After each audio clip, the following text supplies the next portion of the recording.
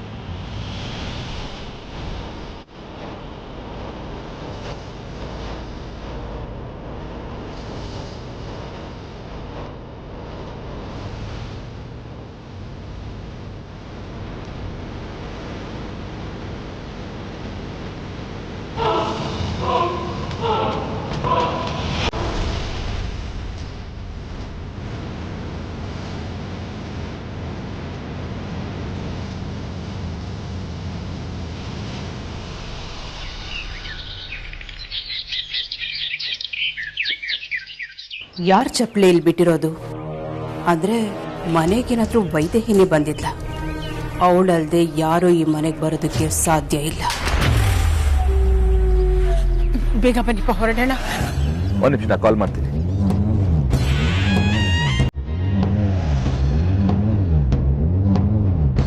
ಇದು ಅತ್ತಿಗೆನಾ?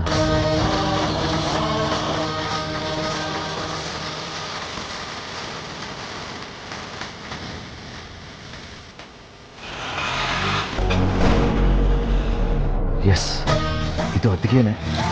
ಅಂದ್ರೆ ಅತ್ತಿಗೆಯನ್ನು ಬದುಕಿದಾರೆ ಅಂದ್ರೆ ಇಷ್ಟು ವರ್ಷ ಎಲ್ಲಿದ್ರು?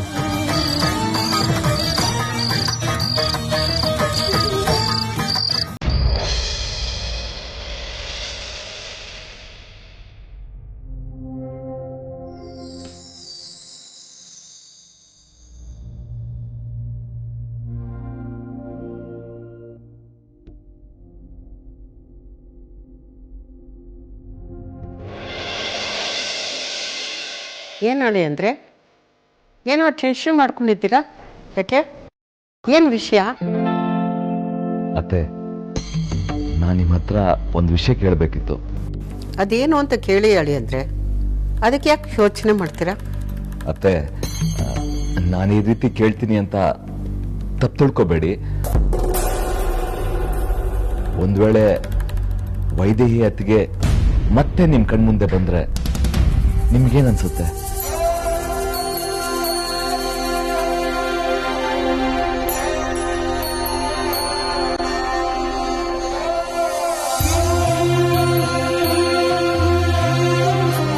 ಇದೇನು ಹೇಳಿ ಅಂದರೆ ಈ 20 ವರ್ಷದಲ್ಲಿ ಸಡನ್ ಆಗಿ ಅದಕ್ಕೆ ವಿಷಯನ ಯಾವತ್ತೂ ಕೇಳದೇ ಇರೋರು ಇವತ್ತು ಕೇಳ್ತಾ ಇದ್ದೀರಾ?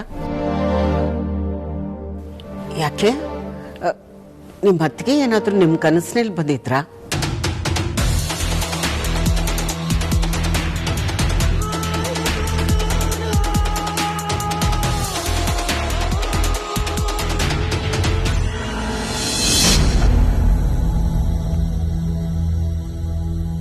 ಚೇಚೆ, ಹಾಗೇನಿಲ್ಲ ಅತ್ತೆ. ಒಂದು ವೇಳೆ ವೈದೇಹಿ ಅತ್ತಿಗೆ ಬದುಕಿದ್ದು ಮತ್ತೆ ನಮ್ಮನೆಗೆ ಬಂದ್ರೆ ಹೇಗಿರುತ್ತೆ ಅಂತ ಯೋಚನೆ ಬಂತು. ಅದಕ್ಕೆ ಹಾಗೆ ಕೇಳಿದೆ ಅತ್ತೆ.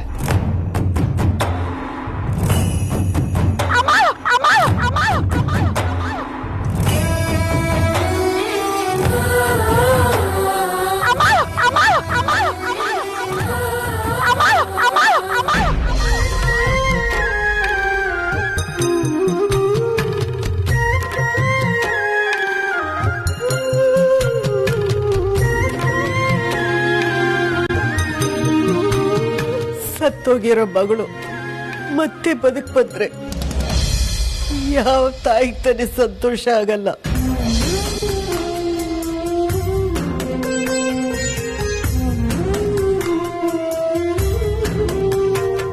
ಸಾರಿ ಅತ್ತೆ, ನಿಮಗೆ ಬೇಜಾರು ಮಾಡಬೇಕು ಅಂತ ನಾನು ಹಾಗೆ ಕೇಳಲಿಲ್ಲ. ಅದೇನೋ ಕೇಳಬೇಕು ಅನಿಸ್ತು, ಅದಕ್ಕೆ ಕೇಳಿದೆ. ಮತ್ತೆ ಯಾವತ್ತೂ ಈ ವಿಷಯನ ನಿಮ್ ಜೊತೆ ಡಿಸ್ಕಸ್ ಮಾಡಲ್ಲ ಅತ್ತೆ. ಈ ವಿಷಯನ ಇಲ್ಲಿಗೆ ಬಿಟ್ಬಿಡೋಣ. ಸುವಾಸಿನಿ ಏನಾದರೂ ಬಂದ್ರೆ ದೊಡ್ಡ ಜಗಳ ಮಾಡ್ತಾಳೆ. ನಾನು ಬರ್ತೀನಿ ಅತ್ತೆ.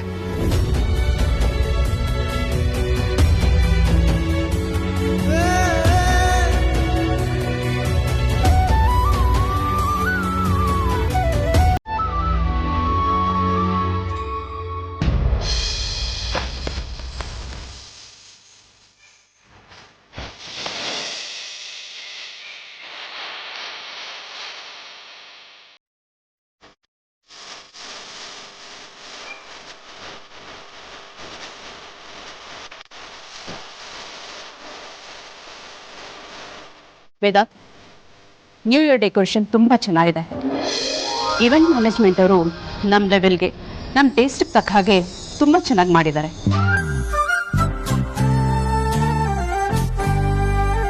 ಥ್ಯಾಂಕ್ಸ್ ಅಮ್ಮ. ಬಟ್ ಇದನ್ನೆಲ್ಲ ಮಾಡಿದ್ದು ಇವೆಂಟ್ ಮ್ಯಾನೇಜ್ಮೆಂಟ್ ಅವರಲ್ಲ, ಅಮೂಲ್ಯನೇ ನಿಂತು ಮಾಡಿಸಿ.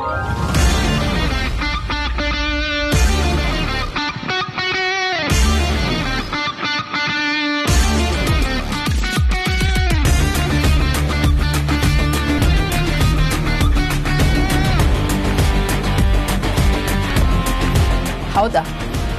ತುಂಬ ಚೆನ್ನಾಗಿದೆ ಅಮೂಲ್ಯ. ಈ ರೀತಿ ಎಲ್ಲ ಡೆಕೋರೇಷನ್ ಮಾಡ್ಸೋಕ್ಕೆ ನಿನ್ನಿಂದನೇ ಸಾಧ್ಯ. Very nice.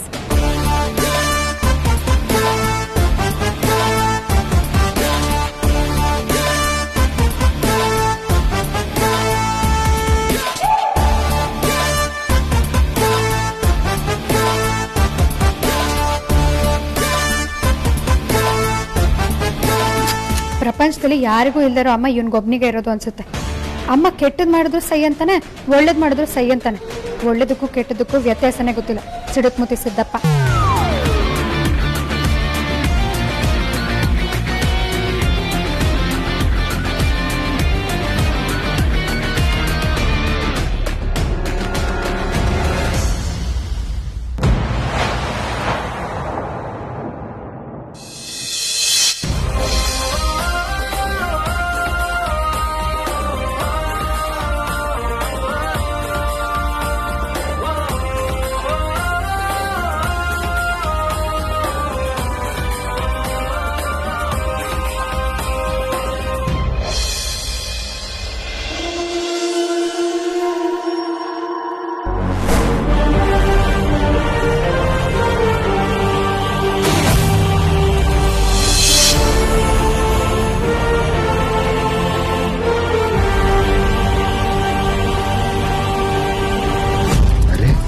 ಇವರು ನಮ್ ವೈದೇಹಿ ಅತ್ತಿಗೆ ಅಲ್ವಾ?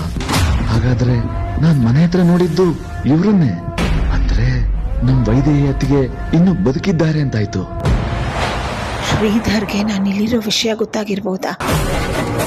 ಅವನು ಸುಹಾಸಿನಿಗೆ ಹೇಳಿದ್ರೆ ಅವಳು ನನ್ನ ಕತೆ ಮುಗಿಸ್ಬಿಡ್ತಾಳೆ. ದೇವ್ರೆ, ಹೇಗಾದ್ರೂ ಮಾಡಿ ನಾನು ಇಲ್ಲಿಂದ ತಪ್ಪಿಸ್ಕೊಳ್ಳೋ ಹಾಗೆ ಮಾಡು.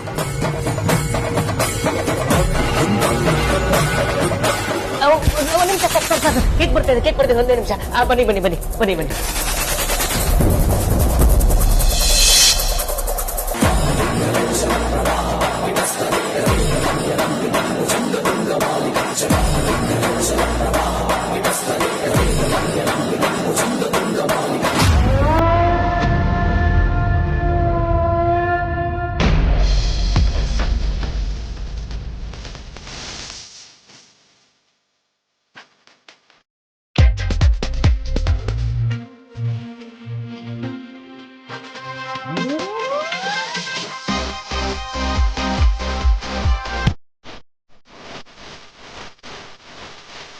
ಅಗ್ರಜ ಬಾ, ಬೇಗ ನ್ಯೂ ಇಯರ್ ಕೇಕ್ನ ಕಟ್ ಮಾಡೋಣ. ಆಮೇಲೆ ಮಾಡ್ಬೇಕಾಗಿರೋ ಕೆಲಸ ಇನ್ನೂ ಜಾಸ್ತಿ ಇದೆ. ಬಾಸ್ 11 ಗಂಟೆ ಆಗ್ಬಿಡುತ್ತೆ, ಆಮೇಲೆ ಮುಹೂರ್ತ ಮೀರೋಗ್ಬಿಡುತ್ತೆ. ಅದಕ್ಕೆ ಕಾಂತ ಕೇಕ್ ಕಟ್ ಮಾಡೋದು 11 ಗಂಟೆಗಲ್ಲ, 12 ಗಂಟೆಗೆ. ಅಯ್ಯೋ ಇಲ್ಲ ಸರ್, ಕೋವಿಡ್ ಬಂದ್ಮೇಲಿಂದ ರೂಲ್ಸ್ ಎಲ್ಲ ಚೇಂಜ್ ಆಗಿದೆ. ಇವಾಗ ಎಲ್ಲರೂ 11 ಗಂಟೆಗೆ ಕೇಕ್ ಕಟ್ ಮಾಡಿ ನ್ಯೂ ಇಯರ್ನ ಸೆಲೆಬ್ರೇಟ್ ಮಾಡೋದು. ಶ್ರೀಕಾಂತ, ನಿಮ್ಗೆ ಆಲ್ರೆಡಿ ಸರಿಯಾಗಿ ಏರ್ಬಿಟ್ಟಿದೆ ಅನ್ಸುತ್ತೆ. ಅಯ್ಯೋ ಇಲ್ಲ ಬಾಸ್, ಇವತ್ತು ಕುಡಿದ್ರೆ ವರ್ಷ ಪೂರ್ತಿ ಕುಡಿತಾನೇ ಇರ್ತೀವಿ ಅಂತ ಜ್ಯೂಸ್ ಬಿಟ್ಟು ಬೇರೆ ಏನೂ ಕುಡ್ದಿಲ್ಲ. ಬೇಕಾದ್ರೆ ನೋಡಿ ನೀವೇ.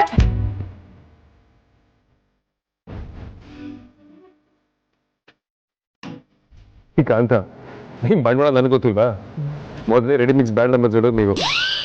ಊರಿನ ಕಣ್ಣಿಗೆ ಅದು ಕೂಲ್ ಡ್ರಿಂಕ್ ತರ ಕಂಡ್ರು ಒಳಗಡೆ ನಿಮ್ ಮಿಕ್ಸಿಂಗ್ ಇರುತ್ತೆ ಅಂತ ನಂಗೆ ಚೆನ್ನಾಗಿ ಗೊತ್ತು.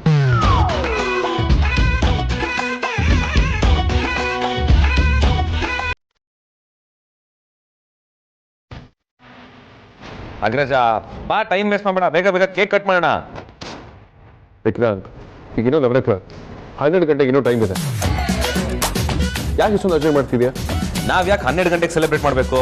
ನಾವು ನ್ಯೂ ಇಯರ್ನ ಇನ್ನು ಬೇಗನೆ ವೆಲ್ಕಮ್ ಮಾಡೋಣ. ಸರಿ ಕಲ್ಲಪ್ಪ, ನಿಮ್ಮಿಷ್ಟ, ನಡಿ.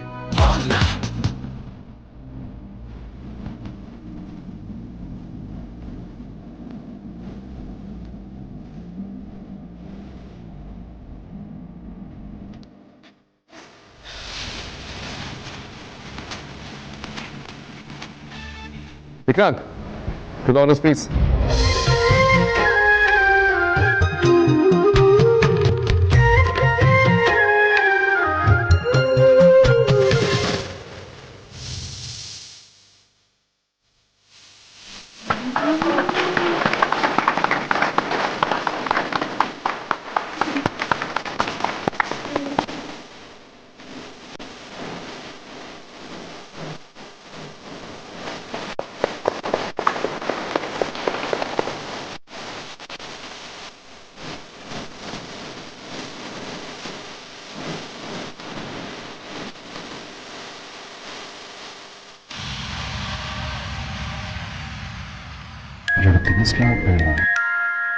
ಈಗಲೂ ನಿನಗೆ ಬಿಗುಮಾನನಾ?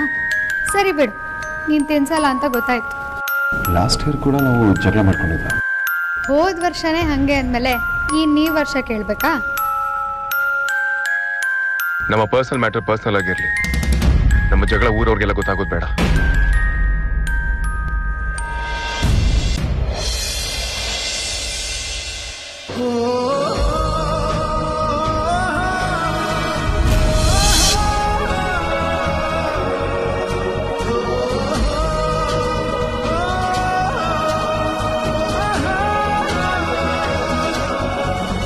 Thank you Vedant.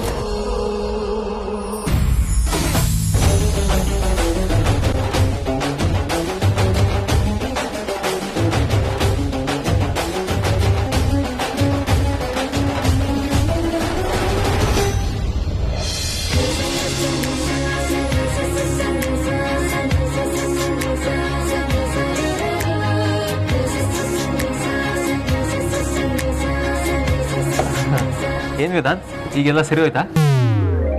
ಯಾವ್ದ್ರ ಬಗ್ಗೆ ಹೇಳ್ತಿದ್ದೀರಾ ಸಾರ್ಥಕ್? ನಮ್ಮಿಬ್ಬರು ಜಗಳದ ಬಗ್ಗೆನಾ? ಎಲ್ಲ ಸಾರ್ಟ್ ಆಗಿದೆ. Everything is okay.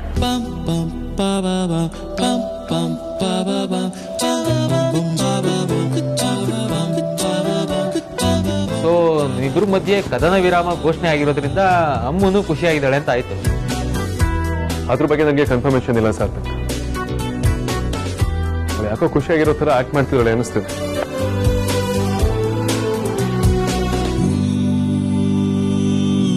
ಹಾಗಿದ್ರೆ ಅಮ್ಮು ಖುಷಿಯಾಗಿಲ್ಲ ಅನ್ನೋದು ನಿಮ್ಗೂ ಗೊತ್ತಿದೆ.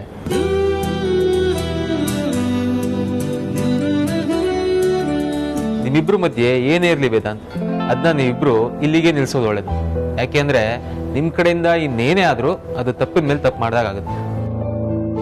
ಏನ್ ಹೇಳ್ತಿದ್ದೀರಾ ಸಾರ್ಥಕ್? ಹೌದು ವೇದಾಂತ್, ಮೊನ್ನೆ ನಡೆದಿರೋ ಜಗಳದಲ್ಲಿ ಅಮ್ಮುದು ತುಂಬಾ ಕಡಿಮೆ ತಪ್ಪಿದೆ, ಅಥವಾ ತಪ್ಪೇ ಇಲ್ಲ ಅಂತ ಹೇಳ್ಬೋದು. ಅವತ್ತೇನಾಯ್ತು ಅಂತ ನಿಮ್ಗೆ ಗೊತ್ತಾದ್ರೆ ನಾನು ಹೇಳಿದ ನಿಜ ಅಂತ ನಿಮ್ಗೆ ಅನ್ಸುತ್ತೆ. ಏನ್ ನಡೀತು? ನಡೆದಿದ್ದೆಲ್ಲ ನನ್ನ ಕಣ್ಣಾರೆ ನೋಡುದಲ್ಲ ಸಾರ್ಥಕ್. ಪ್ರತಿಯೊಂದು ವಿಚಾರಕ್ಕೂ ಅದರದೇ ಆದ ಕಾಸ್ ಅಂಡ್ ಎಫೆಕ್ಟ್ ಇರುತ್ತೆ ವೇದಾಂತ್. ಅದೇ ರೀತಿ ಪ್ರತಿಯೊಂದು ಆಕ್ಷನ್ಗೂ ಒಂದು ರಿಯಾಕ್ಷನ್ ಇದ್ದೇ ಇರುತ್ತೆ. ನೀವು ಬರೀ ಎಫೆಕ್ಟ್ ಮತ್ತೆ ರಿಯಾಕ್ಷನ್ ಅಷ್ಟೇ ನೋಡ್ತಿದ್ದೀರಾ, ಅದ್ರ ಹಿಂದಿನ ಸತ್ಯ ಅನ್ನಲ್ಲ. ಅವತ್ತೇನ್ ನಡೀತು ಅಂದ್ರೆ,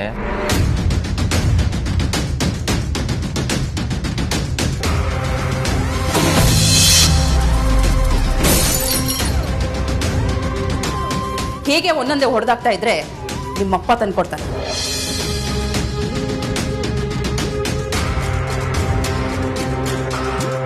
ನಿನ್ನ ಅಪ್ಪ ಅಮ್ಮ ಅನಿಸ್ಕೊಂಡ್ರು ನಿನ್ಗೆ ಸರಿಯಾಗಿ ಬುದ್ಧಿ ಕಲಿಸಿದ್ರೆ ನೀನ್ ಹೀಗೆ ಎಲ್ಲ ಅನ್ಯಾಯ ಬಗ್ಗೆ ಹೊಡೆದ ಹಾಕ್ತಿರ್ಲಿಲ್ಲ. ನಿನ್ನ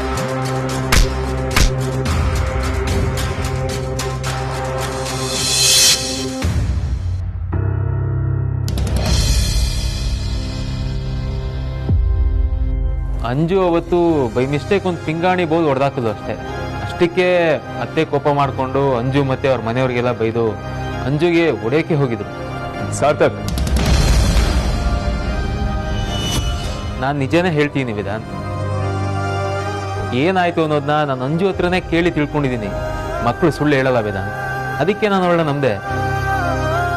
ಅಂಜುಗೆ ಅತ್ತೆ ಹೊಡೆಯೋಕೆ ಹೋದಾಗ ಅಮ್ಮು ಬಂದು ಯಾಕೆ ಅಂತ ಕೇಳಿದಾಳೆ.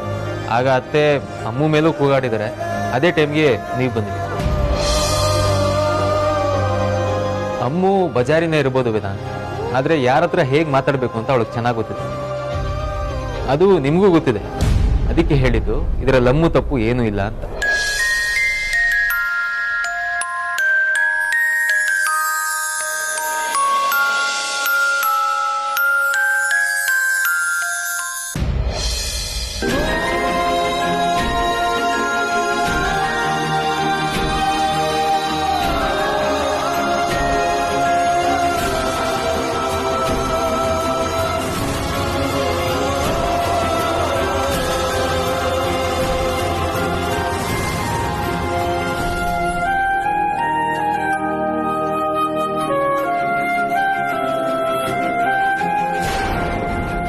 ಅಮ್ಮೋ, ಅಣ್ಣನ್ ಒಂದ್ ಕಡೆ ನಿನ್ನ ಒಂದ್ ಕಡೆ ಈ ತರ ನೋಡಕ್ ಆಗ್ತಾ ಇಲ್ಲ ಕಣೆ. ಈ ಮಠ ಹೇಗೆ ಕಂಟಿನ್ಯೂ ಆಗತ್ತಾ? ಗಂಡ ಹೆಂಡತಿ ಜಗಳ ಮಲ್ಗೋವರೆಗೂ ಅಂತ ಅಂತಾರೆ, ಬಟ್ ನಿಮ್ ಜಗಳ ನೋಡ್ರೆ ಇಡೀ ವರ್ಷ ಕಂಟಿನ್ಯೂ ಆಗೋ ತರ ಇದೆ. ಅಯ್ಯೋ, ಹಾಗೆಲ್ಲ ಏನೂ ಇಲ್ಲ. ಅದಕ್ಕೆ ಅವನೇ ವಿಶ್ ಮಾಡಿ ಕೇಕ್ ತಿನ್ಸಿದ್ನಲ್ಲ, ನೀವೇ ನೋಡಿದ್ರಲ್ಲ. ಗಂಡನ ಪರ ವಹಿಸ್ಕೊಂಡು ಮಾತಾಡ್ಬೇಕು, ಆದ್ರೆ ಅದು ಹೊರಗಿನವ್ರ ಹತ್ರ, ಮನೆಯವ್ರ ಹತ್ರ ಅಲ್ಲ. ಅಯ್ಯೋ ಇಲ್ಲ, ಅದಕ್ಕೆ ನಾನು ನಿಜಾನೇ ಹೇಳ್ತಿದ್ದೀನಿ. ಅವನೇ ಕೇಕ್ ತಿನ್ಸಿದ್ನಲ್ಲ. ಸರಿ, ಓಕೆ ಅಮ್ಮ, ಅವ್ನು ತಿನ್ಸ್ದ ಅಂತಾನೆ ಇಟ್ಕೊಳ್ಳೋಣ.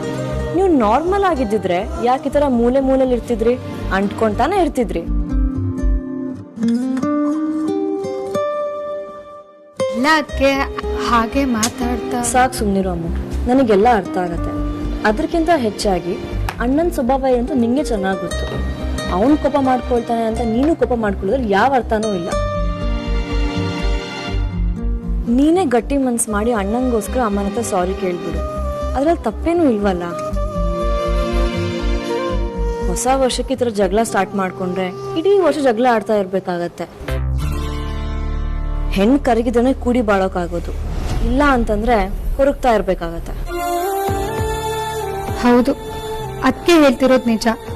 ಆ ಸುಹಾಸಿನಿಯಿಂದ ನಾವ್ಯಾಕೆ ಜಗಳ ಮಾಡ್ಕೋಬೇಕು? ಸುಹಾಸಿನಿ ಪ್ಲಾನ್ ಏನು ಅಂತ ಗೊತ್ತಿದ್ದು ನಾನು ವೇದಾಂತ್ ಮೇಲೆ ಕೋಪ ಮಾಡ್ಕೊಳ್ಳೋದ್ರಲ್ಲಿ ಯಾವ ಅರ್ಥನೂ ಇಲ್ಲ.